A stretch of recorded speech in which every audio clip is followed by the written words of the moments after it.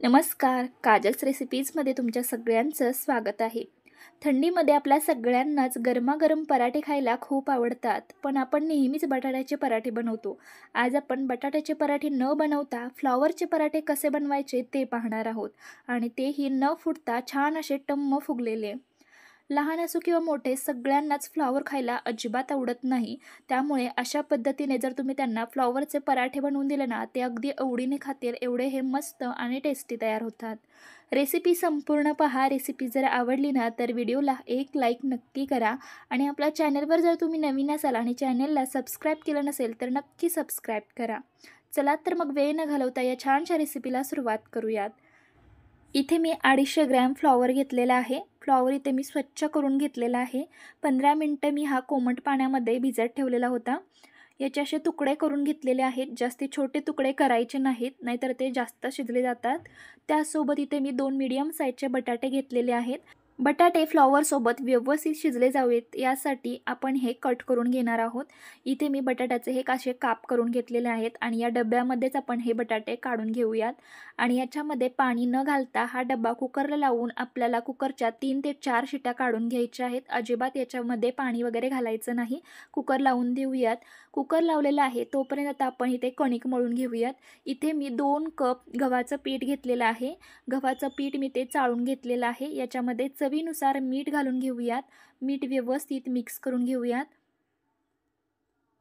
आणि याच्यामध्ये थोडं थोडं पाणी घालून आपल्याला जसं आपण चपातीचं पीठ मळतो ना तशा पद्धतीनेच आपल्याला हे पीठ मळून घ्यायचं आहे.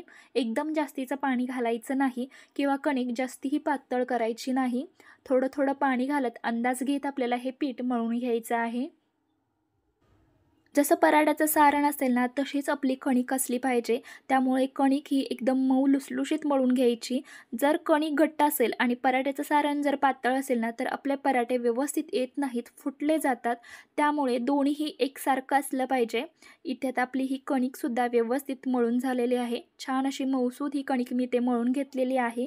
याच्यावरती झाकण ठेवूयात आणि कणिक आपण आता ही भिजण्यासाठी ठेवून देऊयात आणि पुढची तयारी करून घेऊयात. कुकर आपला थंड होतोय तोपर्यंत आपण सारणासाठी हे वाटण तयार करून घेऊयात. यासाठी इथे मी 4 ते 5 हिरव्या मिरच्या घेतलेल्या आहेत. 7 ते 8 लसणाच्या पाकळ्या घेतलेल्या आहेत. त्याचसोबत थोडीशी कोथिंबीर घेतलेली आहे. याच्यामध्ये पाणी न घालता आपल्याला हे मिक्सरला फिरवून घ्यायचं आहे. मिरचीचं प्रमाण तुम्ही तुमच्या आवडीनुसार कमी जास्ती करू शकता किंवा मिरच्याऐवजी लाल तिखटसुद्धा वापरू शकता. हे बारीक करून घेऊयात. इथे मी बटाटा आणि फ्लॉवर या ताटामध्ये काढून घेतलेला आहे. हा पूर्णपणे थंड झालेला आहे. बटाट्याच्या साली काढून घेतलेल्या आहेत आणि आता आपल्याला हा हाताने छान असा बारीक करून घ्यायचा आहे. हाताने बारीक करण्याऐवजी तुम्ही ते स्मॅशरचा सुद्धा वापर करू शकता किंवा वाटीने सुद्धा हे व्यवस्थित छान असं बारीक होतं. बटाटा वापरण्याचं कारण इथे एकच आहे की फ्लॉवरला थोडासा असा उग्र वास असतो आणि त्याची थोडीशी चवही वेगळी असते, म्हणून इथे मी बटाटा वापरलेला आहे. जर तुम्हाला बटाटा वापरायचा नसेल तर नाही वापरला तरीही चालू शकतं. इथे मी व्यवस्थित हे बारीक करून घेतलेलं आहे. याच्यामध्ये आता मसाले घालून घेऊयात. इथे मी पाव चमचा हळद घेतलेली आहे. अर्धा चमचा चाट मसाला घेतलेला आहे. चाट मसाल्याऐवजी आमचूर पावडरसुद्धा अर्धा चमचा घेऊ शकता. अर्धा चमचा धने पावडर घेतलेली आहे आणि चवीनुसार मीठ घालायचं आहे. आणि जे आपण वाटण करून ठेवलेलं आहे ना ते घालायचं आहे. मिरची, लसूण आणि कोथिंबीरचं ते.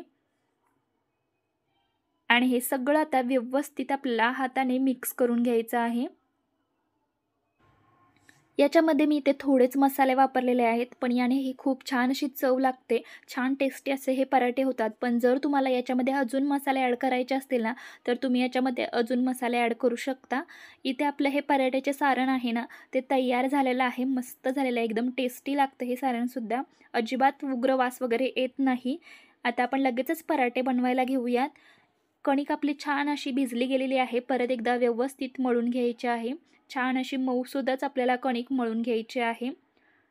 थोडासा तेलाचा हात लावून व्यवस्थित मळून घ्यायची आहे. आणि याचे आता गोळे बनवून घेऊयात. छोटासा असा गोळा मी ते काढून घेत आहे पिठाचा. हातावर थोडासा गोल करून घेऊयात आणि हे शिल्लक राहिलेलं जे पीठ आहे ना ते आपण साईडला ठेवून देऊयात. आणि थोडंसं हाताला सुक्कं पीठ लावून घ्यायचं आहे आणि आपल्याला या पिठाची अशी गोल वाटी तयार करून घ्यायची आहे. जे आपल्या अंगठ्या आहेत ना त्या अशा पद्धतीने रोवून हलक्या हलक्या हाताने गोल फिरवत आपल्याला याची अशी वाटी बनवून घ्यायची आहे. जशी आपण पुरणपोळी बनवताना, पुरण भरताना जशी वाटी बनवतो ना त्याच पद्धतीने आपल्याला इथे ही अशी वाटी बनवून घ्यायची आहे. आणि जेवढा आपण पिठाचा गोळा घेतला होता ना तेवढंच आपल्याला सारण घ्यायचं आहे आणि याच्यामध्ये आपल्याला भरून घ्यायचं आहे. अशा पद्धतीने आपल्याला हे सारण भरून घ्यायचं आहे. हलक्या हलक्या हाताने प्रेस करत व्यवस्थित आपल्याला हा गोळा बंद करून घ्यायचा आहे. अशा पद्धतीने अंगठ्याने आपल्याला वरती ढकलत अशा पद्धतीने हा गोळा बंद करून घ्यायचा आहे. वरती जे पीठ उरेल ना ते काढून घ्यायचं नाही, तिथेच आपल्याला अशा पद्धतीने दाबून घ्यायचं आहे. इथे तर आपला गोळा भरून झालेला आहे. आता आपण लगेचच हा लाटा घेऊयात. गव्हाच्या सुकापटात घोळवून घ्यायचा आहे आणि अगदी हलक्या हाताने आपल्याला हा पराठा लाटून घ्यायचा आहे. गोल गोल फिरवत अशा पद्धतीने आपल्याला हा पराठा लाटून घ्यायचा आहे. छान असा आलटून पालटून व्यवस्थित हा पराठा लाटून घेऊयात. छान असं कडेपर्यंत सारण गेलं पाहिजे. अजिबात कुठेही फुटला जात नाही. छान असे हे पराठे तयार होतात. तुम्ही ते बघू शकता. मस्त असा पराठा आपला इथे लाटून झालेला आहे. मी जास्तही जाड किंवा जास्ती पातळही ठेवलेला नाही. इथे आपला हा पराठा लाटून झालेला आहे. तुम्हाला जर जाड आवडत असेल ना तर याच्यापेक्षा जाडसुद्धा तुम्ही बनवू शकता. आता आपण हा भाजायला घेऊयात. गॅसवरती तवा मी आधीच गरम करायला ठेवला होता. तवा मीडियम गरम झालेला आहे. गॅसची फ्लेम मोठी करायची आहे आणि मोठ्या गॅसवरतीच आपल्याला हा पराठा छान असा आलटून पालटून व्यवस्थित भाजून घ्यायचा आहे. वरच्या बाजूला थोडेसे असे हलके हलके बबल्स आले ना की लगेचच उलटून घ्यायचं आहे आणि तेल, बटर किंवा तूप लावून आपल्याला छान असा पराठा भाजून घ्यायचा आहे. इथे मी तेलच लावून घेत आहे. तुम्ही ते बघू शकता किती छान हा फुगलेला आहे. एकदम टमटमीत असा हा फुगलेला आहे.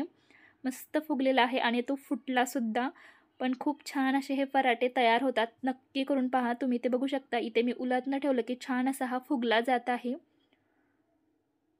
फुटला म्हणून काही हरकत नाही, पण पराठे एकदम छान होतात. छान असे फुगलेसुद्धा आहेत. फुटल्यामुळे तो खाली बसलेला आहे, बाकी काही नाही. हा पराठा भाजलेला आहे, काढून घेऊयात. इथे मी अजून एक पराठा करून घेतलेला आहे. हाही तुम्हाला मी ते भाजून दाखवत आहे. जर कधी तुमच्याकडून पराठ्याचं सारण पातळ झालं, पराठे व्यवस्थित लाटता येत नाहीत ना, तेव्हा सारणामध्ये थोडंसं बेसन पीठ भाजून घालायचं आहे. मस्त पराठे तयार होतात. अजिबात फुटत वगैरे नाहीत. बेसन पिठाऐवजी तुम्ही पोहेसुद्धा बारीक करून त्याच्यामध्ये घालू शकता. त्यानेही पराठे खूप मस्त होतात. कोणताही पराठा असू द्या मग. इथे तुम्ही बघू शकता किती छान आपला पराठा झालेला आहे. हाही पराठा छान असा फुगलेला आहे. फक्त वरती फुटला त्यामुळे तो खाली बसलेला आहे. नाहीतर तुम्ही ते बघू शकता की किती छान हा फुगलेला आहे. हा पराठा काढून घेऊयात आणि उरलेले जे पराठे आहेत ना तेही आपल्याला याच पद्धतीने बनवून घ्यायचे आहेत. आणि मस्त असे आपले हे फ्लॉवरचे पराठे ते तयार झालेले आहेत. कोणी म्हणणार सुद्धा नाही की हे फ्लॉवरचे पराठे आहेत म्हणून. एकदा नक्की करून पहा. तुम्ही ते बघू शकता किती मऊ लुसलुशीत पराठा तयार झालेला आहे. अगदी छान असे हे पराठे तयार होतात. हे पराठे तुम्ही दहीसोबत, चटणीसोबत, लोणच्यासोबत खाऊ शकता. मस्त होतात. तुम्हाला इथे मी एक हा तोडूनही दाखवलेला आहे. तुम्ही बघू शकता किती छान तयार झालेला आहे. फ्लॉवर खायचं म्हटलं की सगळेच नाकडोळे मुरडतात, पण अशा पद्धतीने जर तुम्ही पराठे बनवून दिले ना तर सगळे अगदी आवडीने खातील. खूप मस्त मऊ लुसलुशीत हे पराठे तयार होतात. तुम्ही हे सकाळच्या नाश्त्यासाठी किंवा लहान मुलांच्या डब्यासाठीही बनवू शकता. रेसिपी नक्की करून पहा. आवडली असेल तर नक्की व्हिडिओला एक लाईक करा आणि आपल्या चॅनेलवर जर नवीन असाल तर चॅनेलला नक्की सबस्क्राईब करा. आणि आजचा व्हिडिओ पाहिल्याबद्दल धन्यवाद.